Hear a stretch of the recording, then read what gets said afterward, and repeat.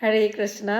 भागवत गीता 2.62, 63, 64 इन 3 श्लोकों से हम जानेंगे कि हमें क्रोध क्यों होता है और इस क्रोध के कारण हमें क्या हानि होगी और इस क्रोध को हम कैसे नियंत्रित कर सकते हैं। तो आइए देखते हैं। ध्यायतो विषयान् पुंसा संग अस्ते सोपजायते संगात संजायते काम काम क्रोधो अभिजायते। तो कहते हैं इंद्रिय विषयों के प्रति आसक्ति के कारण हमें काम उत्पन्न होता है और यही काम हमारे क्रोध का कारण बनता है। पुनः कहते हैं क्रोधाद् भवति सम्मोह सम्मोह स्मृति विभ्रमः स्मृति भंसाद बुद्धिनाशो बुद्धिनाशात् प्रणश्यति। क्या कहते हैं? क्रोध से पुनः क्या होता है?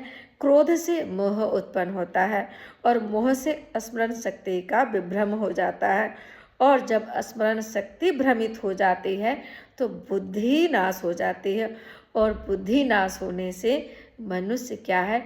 भवकूप में गिर जाता है।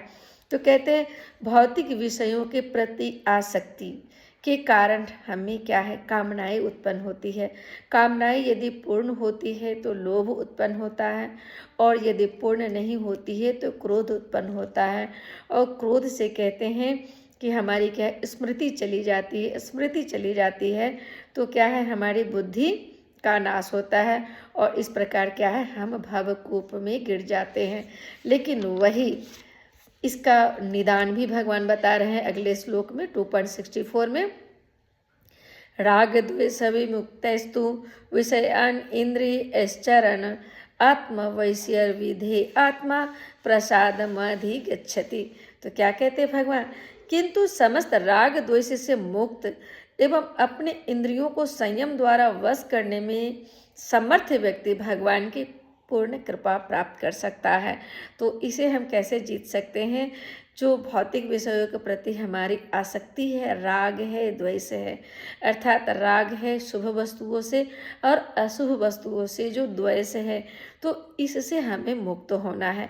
इससे यदि मुक्त होंगे तो इंद्रियों को हम नियंत्रित कर सकेंगे, इंद्रिय निग्रह कर सकेंगे और इंद्रिय निग्रह करने में जब हम समर्थ हो जाते हैं तो क्या है? भगवान की हम पर कृपा प्राप्त होती है और इस प्रकार क्या है? हम क्रोध मोह लोभ मद मात्सर से मुक्त हो जाते हैं और भवकूप में नहीं गिरते, भगवान के शरण में आ जाते हैं। हरे कृष्णा।